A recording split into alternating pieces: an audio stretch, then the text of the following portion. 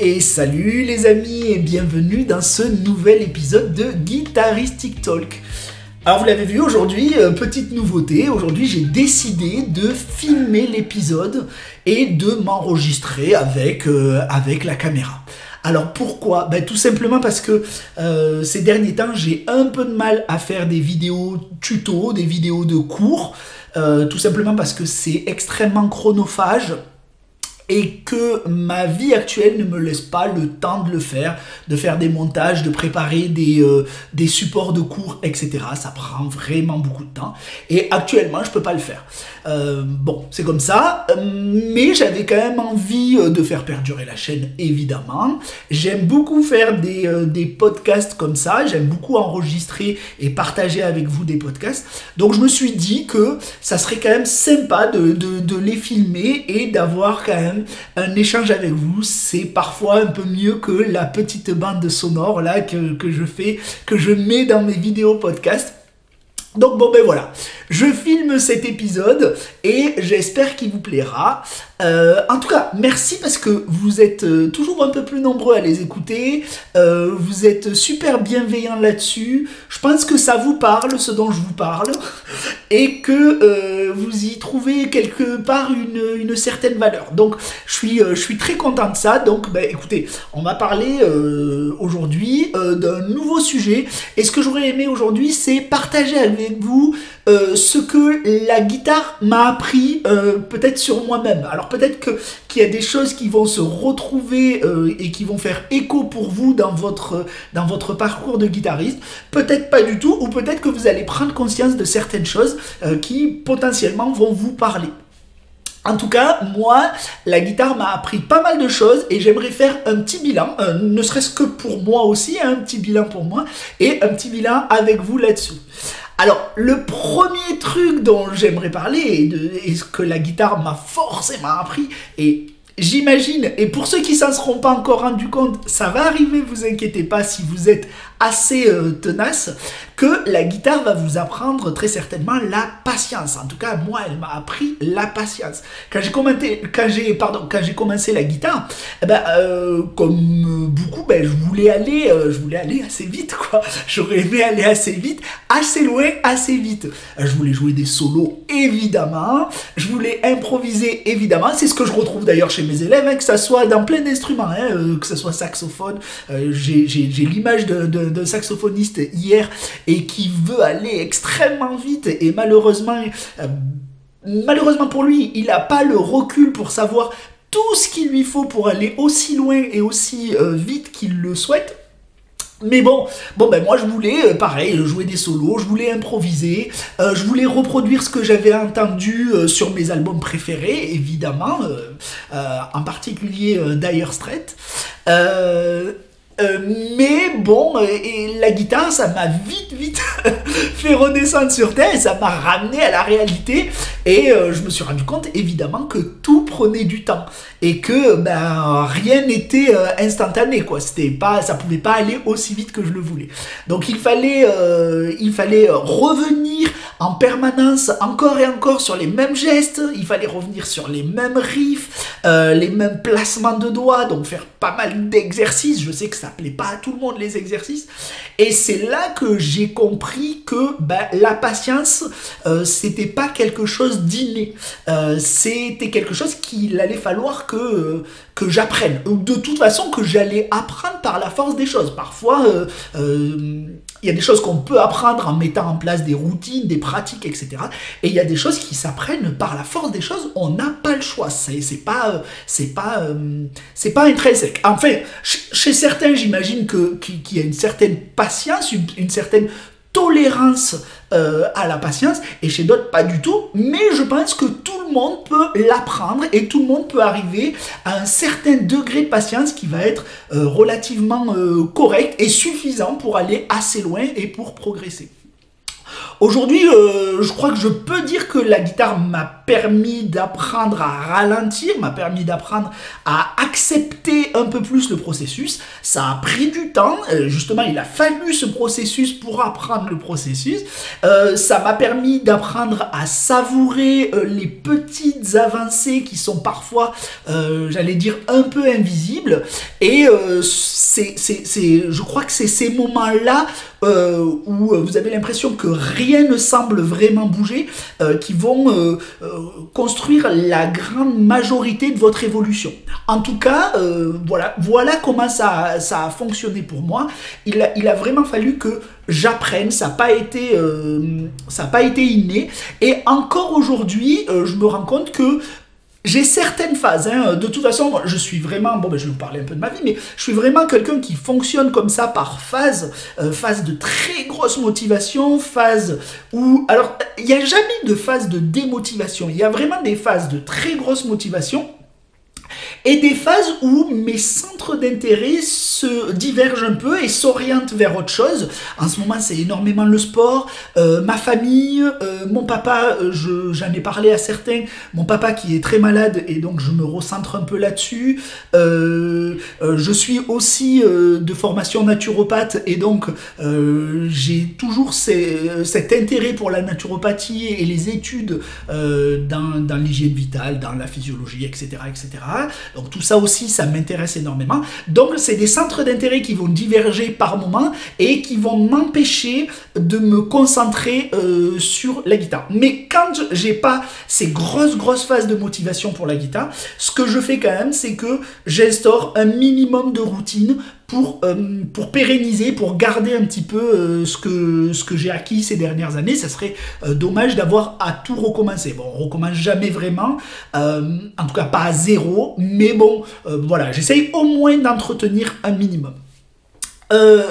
Un deuxième point que j'ai pu apprendre grâce à la guitare, en tout cas ce à quoi la guitare m'a confronté, j'allais dire, ça allait être un petit peu à mon perfectionnisme.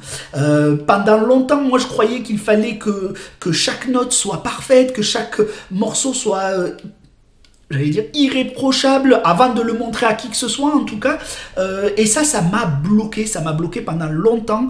Je pense que quand il fallait enregistrer, je recommençais énormément les prises, je repoussais d'ailleurs les enregistrements, j'osais que très difficilement les partager parce que je me disais qu'évidemment c'était pas encore assez bon, et parfois il y avait une prise qui allait ou d'un morceau qui allait être plutôt très bonne et un petit passage avec une note qui était pas folle, et malheureusement j'allais me focaliser sur cette petite erreur, cette petite imperfection, et qui allait entraîner d'autres imperfections en chaîne en fait, et là où j'aurais très bien pu laisser passer le truc, ça aurait même donné un côté un peu naturel à la chose, puisque c'était naturel, hein, j'enregistrais en one shot, et malheureusement je recommençais, et c'était jamais assez bon à partager, et quand enfin je me décidais à accepter le truc et à le partager, j'avais quand même une grosse frustration. Donc j'ai beaucoup recommencé. Mais la guitare, la pratique de la guitare, en fait, dans la pratique de la guitare, on s'en fiche de la perfection. C'est vraiment pas le nerf de la guerre, c'est pas le principal, la perfection. Ce qu'on veut, c'est que on joue avec sincérité, avec du travail, mais avec humilité, sincérité, authenticité. Je pense que voilà, peut-être que le mot que je cherchais c'était authenticité. L'authenticité va bien primer sur le perfectionnisme.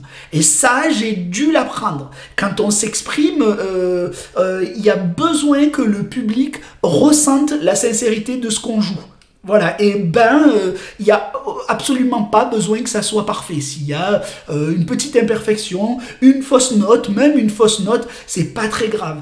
Et en fait, j'ai appris avec le temps que l'émotion et la sincérité, comme je vous dis, ça a souvent bien plus de valeur que la justesse technique, j'allais dire.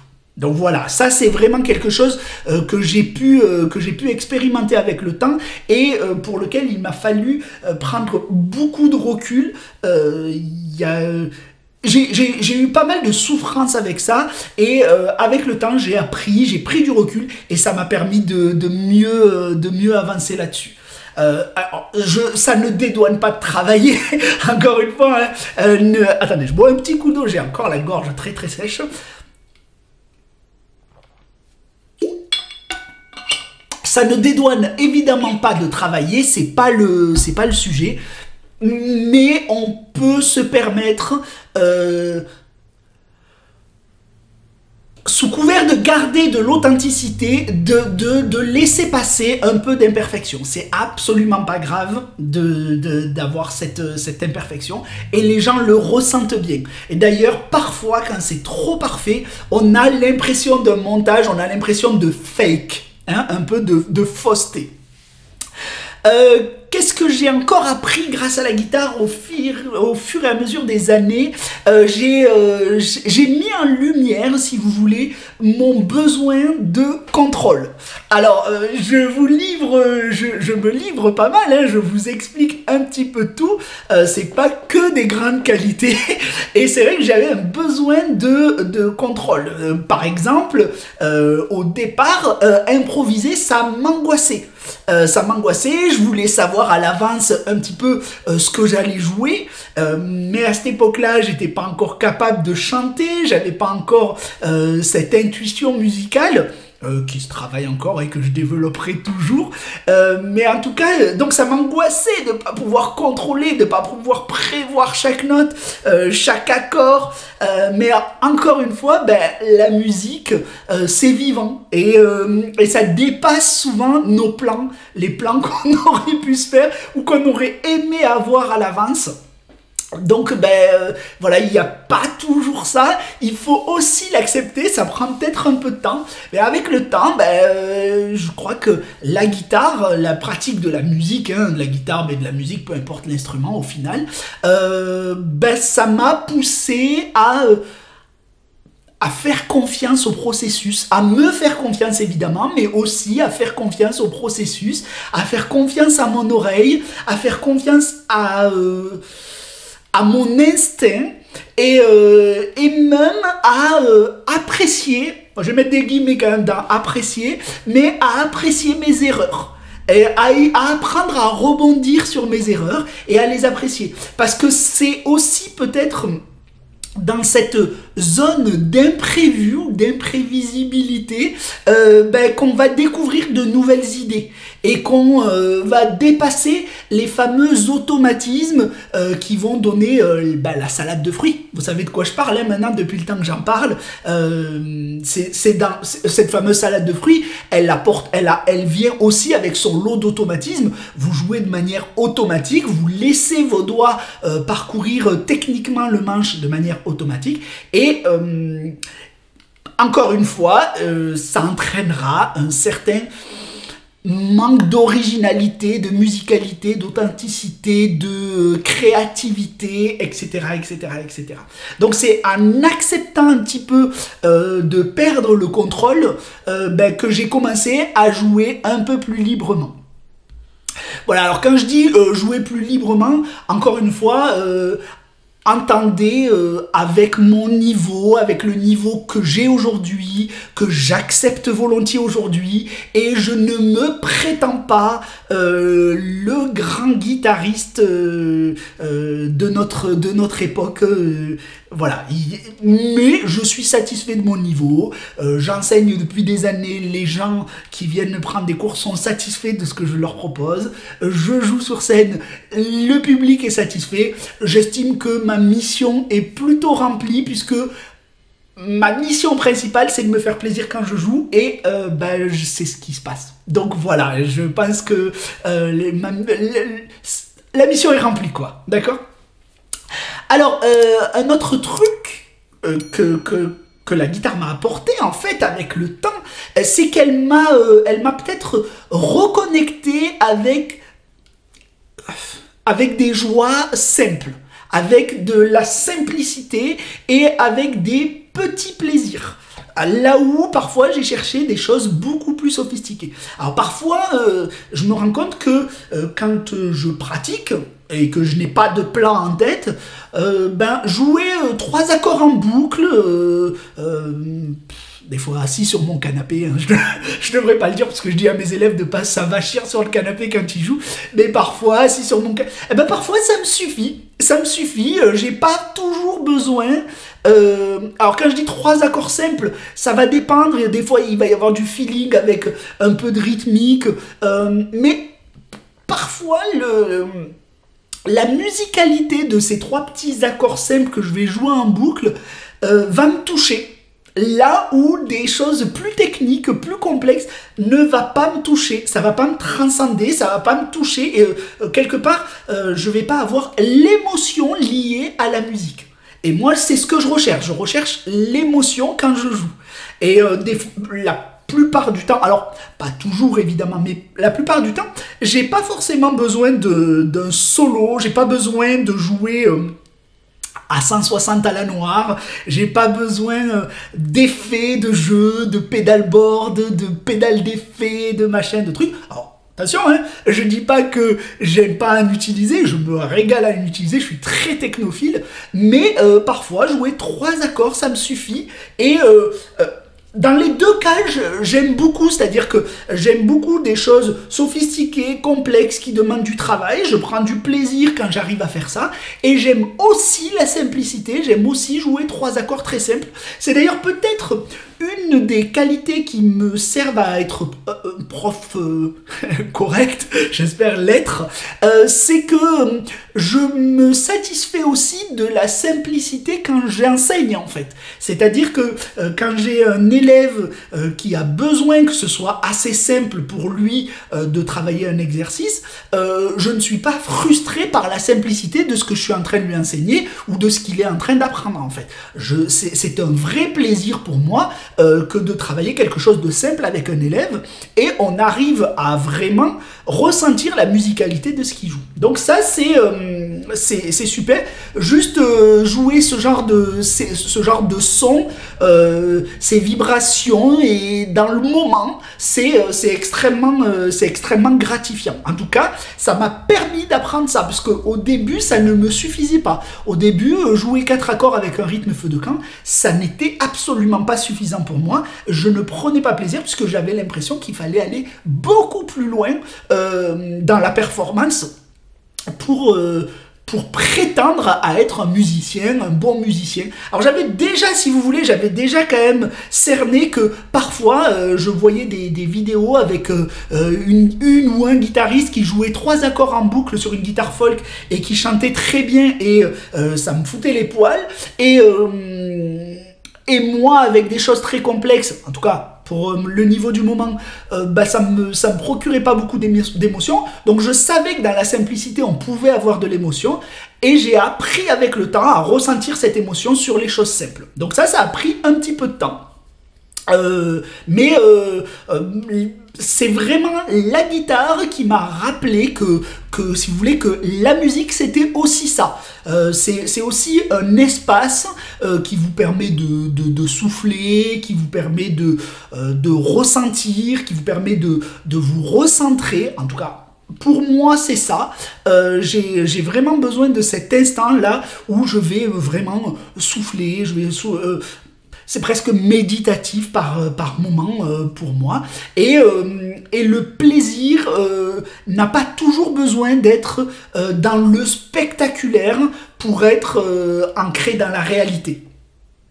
Wow, je parle comme un coach en méditation, mais je pense que vous cernez un petit peu ce que je veux dire par là. En tout cas, c'est vraiment ce que je ressens, et j'espère que vous aussi en fait. Alors attendez, je regarde un petit peu mes petites notes. Je crois que j'avais encore un petit point à évoquer avec vous.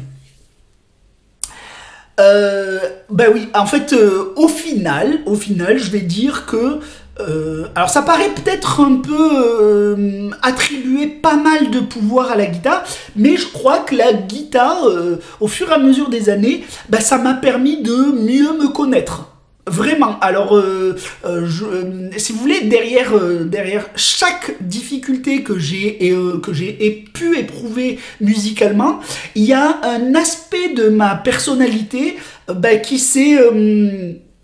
qui s'est développé, qui s'est révélé avec laquelle j'ai dû composer et apprendre des stratégies pour la dompter ou la développer. Ça va dépendre si c'était négatif ou plutôt positif. Mais il y a à chaque fois que j'ai rencontré une difficulté dans ma pratique, il y a un aspect sur lequel j'ai dû sur lequel j'ai dû travailler. J'aime pas beaucoup travailler parce que ça sous-entendrait qu'encore une fois il y a un labeur à mettre en place, mais en tout cas sur lequel j'ai dû réfléchir, prendre le temps de me poser et ça a pris du temps, hein.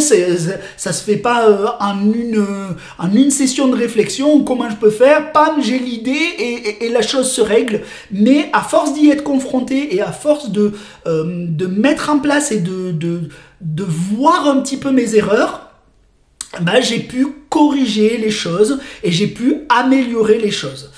Donc par exemple, on en a parlé, mon impatience, mon besoin de contrôle, mon perfectionnisme, toutes ces choses-là, en fait, je les ai rencontrées petit à petit, si vous voulez. En fait, j'en ai pris conscience petit à petit. Je m'en rendais pas compte dans les autres disciplines du quotidien dans ma vie, ou alors si je m'en rendais compte, j'avais pas l'impression que c'était des défauts ou que j'avais besoin d'améliorer ça particulièrement. Mais bon, attendez, là je vous parle que des points plus ou moins négatifs. Il y a eu aussi pas mal d'aspects positifs comme ma persévérance, qu'est-ce que je pourrais dire ? Ma sensibilité, je me rends compte que j'ai... alors sensible, je savais que j'étais sensible, je l'ai toujours été depuis enfant, mais de là à être capable... Parce que si vous voulez, le terme de sensibilité, il peut être pris comme un peu négativement, comme une certaine faiblesse. Et de passer de ce sentiment de faiblesse, de manque d'assurance, si vous voulez, si on est trop sensible, on manquerait d'assurance, de passer de je manque d'assurance à non, c'est très positif d'être sensible et je peux m'en servir musicalement parce que cette sensibilité va m'amener de la créativité, va m'amener un certain ressenti, va m'amener une certaine acceptation de mes émotions, etc., etc. Ça prend du temps. C'est pas quelque chose de inné en fait. Il y a aussi une certaine, qui pourrait être une qualité finalement, une certaine capacité à me relever. On appelle ça la résilience. Et donc, une certaine résilience, c'est-à-dire face aux échecs, aux déconvenus, aux doutes,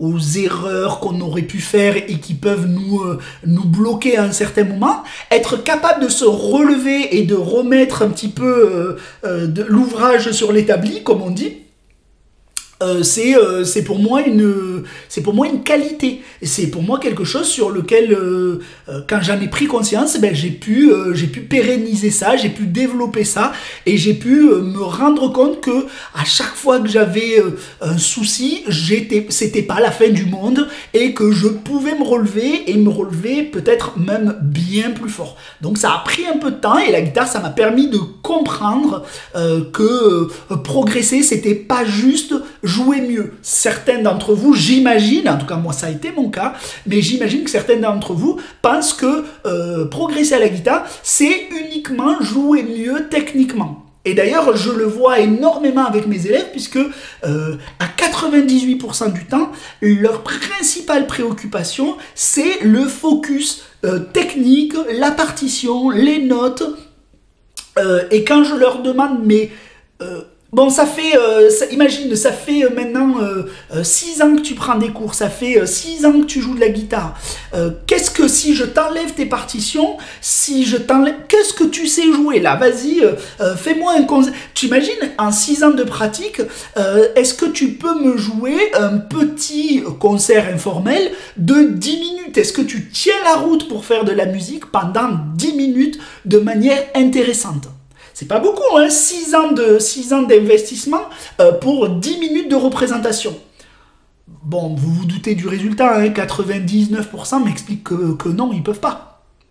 D'ailleurs, posez-vous cette question, demandez-vous depuis combien de temps vous jouez, et aujourd'hui, si on vous enlève tout, on vous donne une guitare, vous êtes chez des amis, il y a une guitare qui traîne, on vous donne la guitare et on vous demande de jouer pendant 10 minutes, hein, c'est le temps de l'apéro, de manière informelle. Qu'est-ce que vous faites?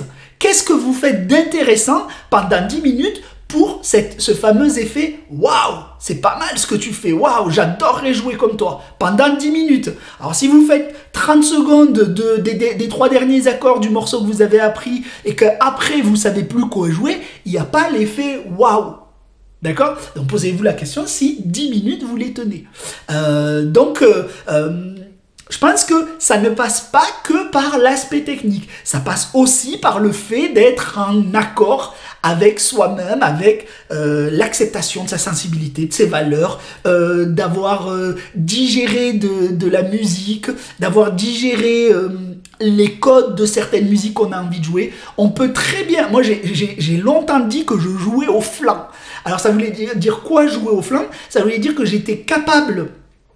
pendant longtemps de mimer, de singer un petit peu les codes de différents styles de musique, donc de jouer, on me demandait de jouer reggae, je suis absolument pas un joueur de reggae, mais je pouvais, grâce à ce que j'avais dans la tête, à ce que j'avais digéré du style du reggae, jouer reggae pendant 5 minutes, 6 minutes, pareil pour passer au blues, pareil pour passer au rock, si vous voulez, me mettre comme un acteur dans l'état d'esprit du style que ça me demandait, et de jouer dans cet état d'esprit-là, avec les codes nécessaires au style. Et donc, on avait vraiment l'impression que c'est ce que je jouais et que j'avais eu travaillé ces styles-là, alors que pas du tout.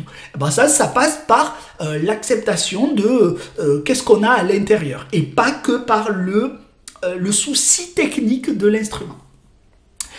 Voilà, c'est ça. En fait, ça a été un petit peu les plus beaux apprentissages, en tout cas ceux dont je peux, c'est pas exhaustif évidemment, mais c'est ceux dont je peux vous parler aujourd'hui sans avoir fait une grande liste. Je crois que c'est ceux qui me reviennent et ceux dont j'ai pris conscience, et donc je suis fier. Je suis assez fier d'avoir pris conscience. Alors plus que d'avoir développé les qualités, je suis plutôt fier d'avoir pris conscience que j'avais ces qualités. Parce que un des gros écueils dont peuvent faire preuve les musiciens, c'est de ne pas se rendre compte qu'ils ont des qualités. C'est pas de ne pas en avoir. Vous avez absolument tous plein de qualités pour jouer de la musique, mais est-ce que vous vous en rendez compte? Est-ce que vous avez fait le bilan de vos qualités, de vos points forts et de ce sur quoi vous pouvez vous appuyer? Moi, je vous invite à le faire et je vous invite à regarder de ce côté-là si il y a des choses sur lesquelles vous pouvez vous reposer et puis développer. Ben voilà les amis, on a fait un petit tour plutôt exhaustif de ce sujet. Dites-moi en commentaire, pour vous, quels sont qu'est-ce que ça vous a appris de pratiquer un instrument de musique, que ce soit la guitare ou autre chose, ou même si c'est une autre discipline, hein, que ce soit le sport ou la cuisine, la peinture, ce que vous voulez. Dites-moi un petit peu ce que ça vous a appris, vous, sur le long terme, et ce sur quoi vous avez pu développer des qualités, prendre conscience et développer des qualités. Moi, ça, c'est vraiment quelque chose qui m'intéresse. D'ailleurs, ça m'intéresse pour pouvoir faire le parallèle avec moi-même. Et puis, ça va forcément intéresser les autres parce que, quelque part, vous le voyez bien depuis le début de mes vidéos, quelque part, un de mes fers de lance, c'est de faire en sorte de vous montrer qu'on est absolument tous pareils. Il y a ceux qui veulent cacher le fait qu'ils sont exactement comme vous, il y a ceux qui veulent se montrer sous leur meilleur jour, sous leur persona d'élite dans la musique, et attention, hein, je n'enlève pas leur qualité de jeu et leur pugnacité dans le travail, c'est forcément des élites parce qu'ils ont travaillé pour, mais ça n'enlève pas que malheureusement on a tous des faiblesses avec lesquelles il faut composer. Et c'est absolument pas grave d'avoir ces faiblesses et de composer avec. Donc voilà, c'est vraiment ce que j'aurais souhaité partager avec vous, c'est vous montrer qu'on est absolument tous dans le même bateau et égaux face à ce genre de difficultés. Merci les amis, merci. Si vous voulez travailler sérieusement, n'oubliez pas qu'il y a le site guitaristic.com sur lequel vous pouvez retrouver toutes mes formations. Alors je vais m'y remettre, je vais me remettre à en faire des nouvelles. J'ai certains d'entre vous qui m'ont, alors très peu de personnes, mais qui m'ont dit que les formations étaient super cool. Vous laissez des commentaires sur le site pour me dire que les formations sont de très grandes valeurs et très cool, et que s'il y avait des vidéos de chaque exercice en plus, ben ça serait Byzance. J'en suis totalement conscient, mais vous aussi, vous devez être conscient que si je devais tourner une vidéo, déjà je fais tous les audios, hein, je fais toutes les tablatures, je fais tous les audios, je fais toutes les explications rédigées. S'il devait y avoir des vidéos pour chaque exercice, vous vous doutez bien que les formations ne coûteraient pas 10 €. Ça serait absolument pas possible. Je ne rentabilise déjà pas mon temps pour 10 €, puisque les formations ne sont pas vendues à des milliers d'exemplaires. Hein, ça se compte en petites dizaines. Hein, donc, vous vous doutez bien que le temps qu'il me faut pour rédiger, trouver les exercices, enregistrer les audios, faire les tablatures, etc. Et que je vends la formation entre 5 € et 9,90 €, vous vous doutez bien que si je devais faire passer un temps à monter et à tourner chaque vidéo, monter, tourner, héberger chaque vidéo, on serait sur des formations à 60 ou 80 €, quoi. On serait pas c'est des formations avec 40 à 50 à 60 exercices, on serait pas du tout sur ce genre de tarif. Donc moi je souhaitais que mes formations soient accessibles à tous à un prix très compétitif.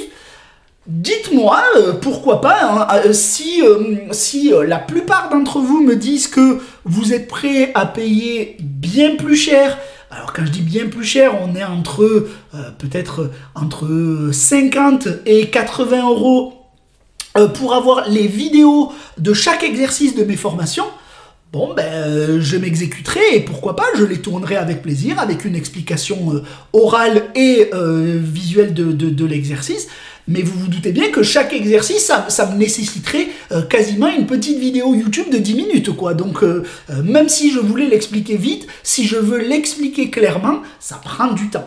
Donc, pour l'instant, j'ai choisi ce format-là, le format formation rédigée avec les audios.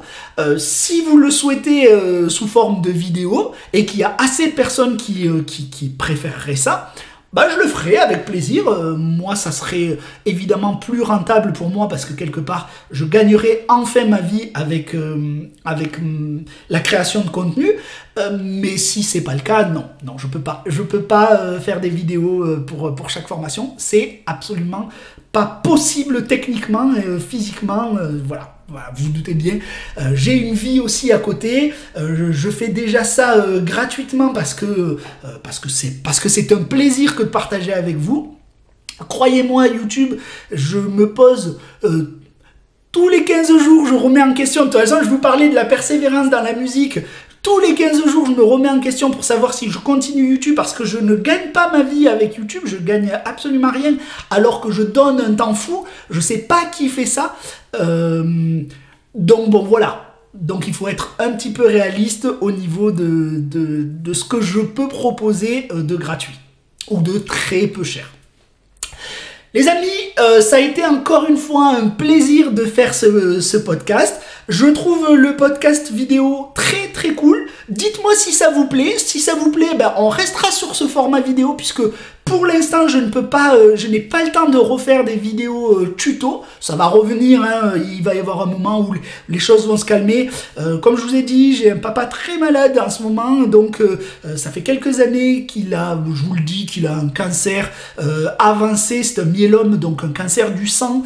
Et en plus, il est diabétique, il est cardiaque, donc on est dans une période critique de sa vie et donc de la mienne. Donc, ben, je fais tout ce que je peux et en plus, comme je vous l'ai dit, j'ai des périodes où j'ai besoin de me centrer sur d'autres sujets et en ce moment, ben, un de mes sujets d'intérêt, ben, c'est le sport, la reprise du sport, etc., etc. Donc, voilà. On compose avec tout ça. En tout cas, je reste avec vous, je suis avec vous et je me régale. Dites-moi si ce podcast vous a intéressé. Donnez-moi des idées de sujets de podcast que vous avez envie que je développe avec vous. Et puis, ben, merci d'avoir été là. Merci d'être là chaque semaine pour écouter ce genre de podcast. Bye bye, je crois qu'on a tout dit. Bye bye les amis, ciao.